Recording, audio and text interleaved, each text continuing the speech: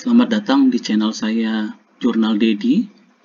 Untuk yang pertama kali bergabung dengan channel saya, tidak ada salahnya teman-teman untuk like, komen, dan subscribe di akhir video ini.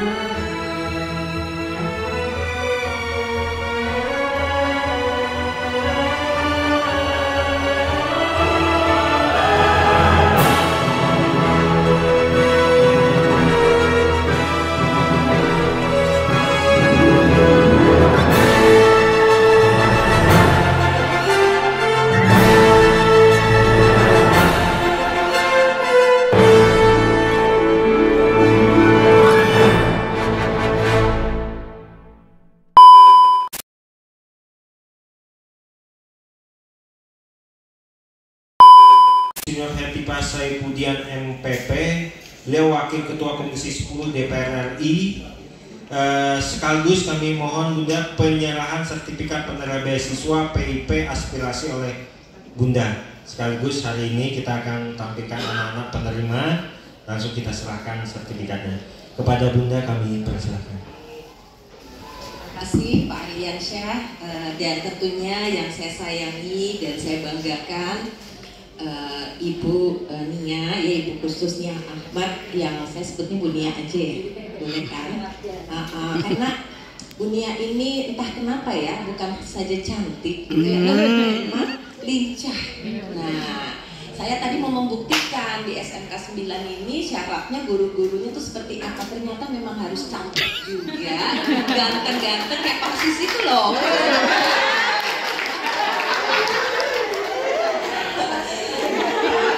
Gercep ya Bu ya.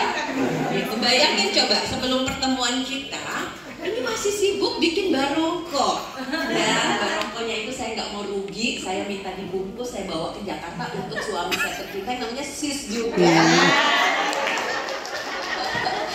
Jadi benar-benar saya merasa ke rumah sendiri ya, penuh kehangatan dan tentunya saya ingin kasih dulu hadiah pantun. Boleh ya, Ibu ya.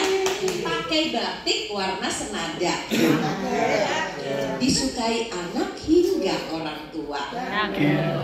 Senang hati ke SMK 9 Samarinda bisa bertemu Bapak Ibu semua. Jujur apa ya, bahagia sekali ya, karena memang udah ditunggu-tunggu nih beberapa kali gitu ya, memang belum rezeki dan alhamdulillah sekarang kita diberikan nikmat ya untuk bisa ketawa-ketawa. Kemudian mudah-mudahan berkah nih pertemuannya, dan saya perkenalkan ini tim saya yang namanya Kak Hadi, Kak Hadi, Mas Hadi ya, Mas Hadi ya, dan Mbak Jihan ya, ini putri Indonesia loh Bu, baru lulus dari Uniba. Dan saya juga memang selama ini banyak dibantu ya oleh tim-tim yang hebat.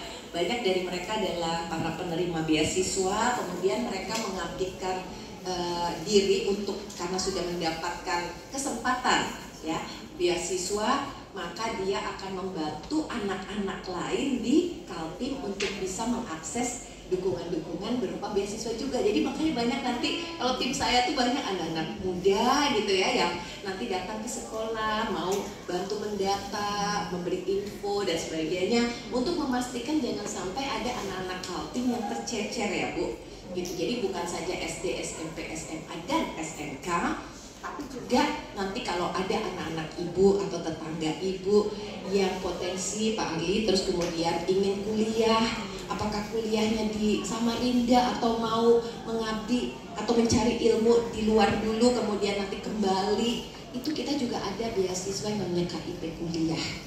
Dan itu sangat luar biasa ya, tidak seperti PIP yang satu kali. KIP ini dari awal masuk sampai lulus tuh bisa menjalankan tugas dengan lancar, baik ya, selalu amanah, semoga anak-anak kita yang kita hasilkan dari kontribusi dan pengabdian Bapak Ibu nanti akan menjadi orang-orang yang bukan saja soleh-soleha, memiliki karakter yang baik, tapi juga mampu memimpin ya dan mengembangkan Kaltim untuk Nusantara tadi. Mudah-mudahan nanti ada juga ya sebagian dari anak-anak kita yang tentunya menggantikan pemimpin-pemimpin yang ada sekarang. Ya 2045 itu nggak lama lagi, tapi untuk kita mungkin kita nggak tahu udah ada di mana, anak-anak kita akan Bu yang akan menggantikan. Begitu, terima kasih. Assalamualaikum warahmatullahi wabarakatuh. Ya, mungkin kita kan nanti akan jalan, tapi saya program kalian agribisnis perikanan air tawar. Mimpi kami di jurusan perikanan khususnya SMK Negeri 9, kami punya lahan yang sangat luas yang ada di Jalan Poros Samarinda Bontang. Mimpi kami Bu, memang betul, saya kepengen lahan kami itu bisa menjadi tempat pendidikan, tempat berwisata, tempat kuliner, ya seperti itu. Karena di SMK Negeri 9 di sana kami punya kolam, kami punya kandang ayam, kami punya lahan untuk bertanam sayur yang perlu disentuh dan dikembangkan.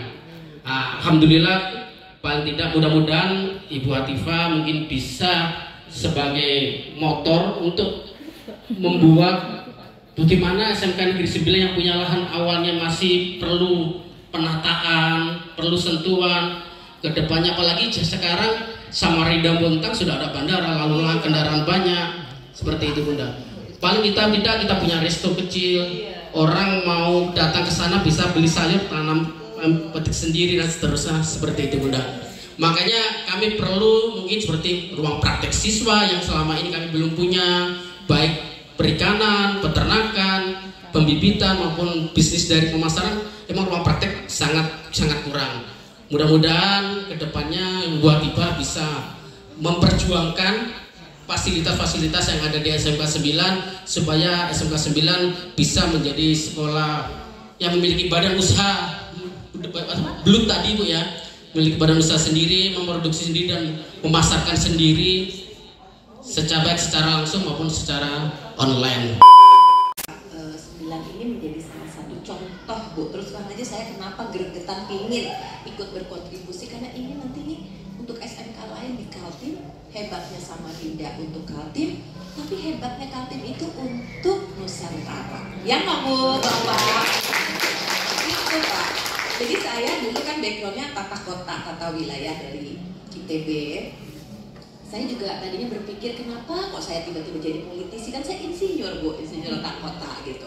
Kenapa gitu ya? Lama-lama saya melihat ada hikmahnya gitu. Ternyata bisa membantu pendidikan karena itu adalah peradaban, kita mulai dari pendidikan kan Bu. Jadi saya sangat menghargai ya apa yang Bapak Ibu lakukan selama ini untuk membangun peradaban. Dan dengan adanya IKN itu juga bukan sekedar membangun fisik loh, ya kan? Tapi juga Pak Jokowi mengatakan itu membangun peradaban baru yang nanti di situ akan menjadi smart city. Nggak mungkin ada smart city kalau nggak ada smart people. Siapa yang menghasilkan smart people Bu? Kalau di PPU kan kita tahu sendiri kekurangan pasti harus disuplai dari kita juga. Apalagi soal pangan. Aduh Pak, ya ampun, itu berapa kebutuhan pangan, sayur, mayur, ikan, telur, dan lain-lainnya. Masa kayak gitu harus diimpor terus sih dari Surabaya atau dari Sulawesi Selatan ya, tempat daerah ibu, dan daerah lainnya. Gitu kita harus bisa lah Samarinda gitu ya memberikan. Makanya nanti ibu kalau BLUD-nya sekarang juga sudah kan, sementara sedang disusun. Mudah-mudahan nih, waduh, kita nanti bisa punya banyak percontohan ya untuk bisa memberikan anak-anak itu kesempatan menjadi entrepreneur. Mau yang sekolah lagi juga boleh, mau langsung kerja pun dengan tersertifikasi, kan kita juga lagi punya program percepat sertifikasi dan lain-lain. Jadi benar-benar ini memberi semangat Bapak Ibu sekalian. Nah kuncinya ada di pendidiknya ya, dan tenaga kependidikannya juga.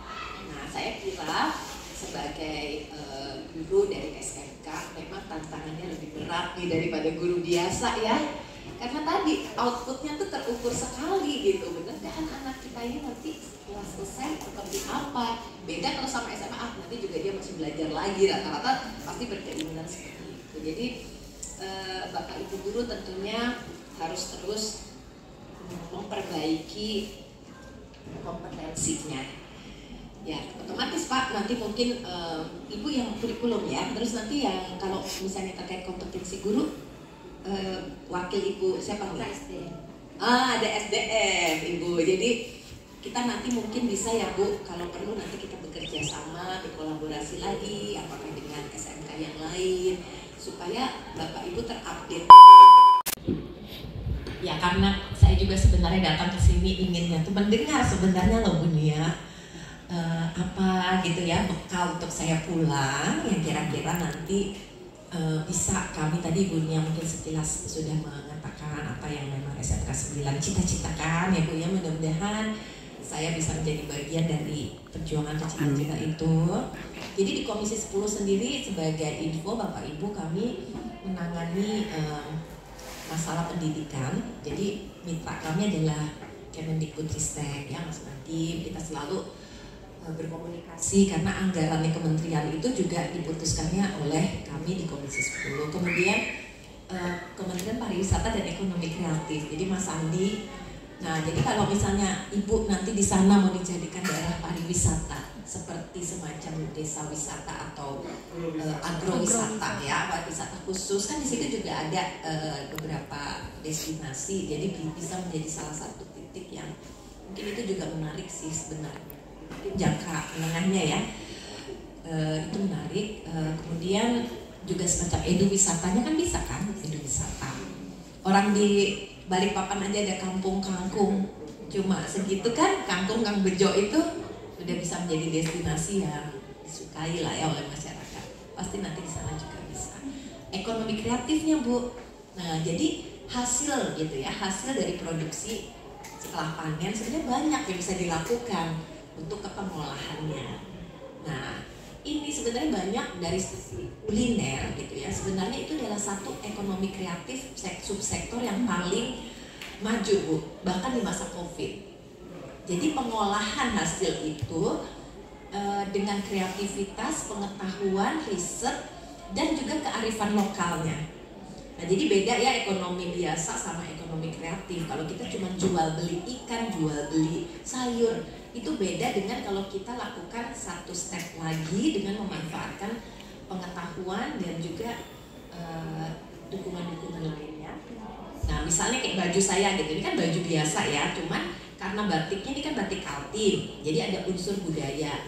Kemudian dimasukkan sedikit manik-manik Dayaknya, ya, dengan sentuhan sedikit desain. Harga baju ini 3 kali lipat kalau bajunya itu biasa aja, jahit biasa, gitu kan? Jadi berarti dengan sentuhan tertentu, nah itu yang namanya kreatif ekonomi Bu. Nilai tambahnya jadi meningkat berkali-kali lipat. Nah mungkin disitulah teman-teman SMK, ya saya harapkan memberikan komponen kreativitas bagaimana potensi-potensi kita yang sedang dikembangkan itu nanti memberikan nilai tambah secara ekonomi Bu. Jadi nanti juga kita bisa lakukan ya nanti apa gitu ya, kerjasama kolaborasi untuk kalau Ibu sudah mulai memproduksi, bagaimana mulai memasarkan dengan cara berbasis digital, kan ada digital ekonomi juga di Aircraft. Nah, kemudian anak-anak yang berminat wirausaha, membutuhkan permodalan, kita juga dengan Kementerian Pemuda Olahraga banyak program wirausaha baru, gitu kan? Sentuhan-sentuhan kepada alumni kita nih yang lagi ini. Jadi nanti banyak loh yang bisa dilakukan ya.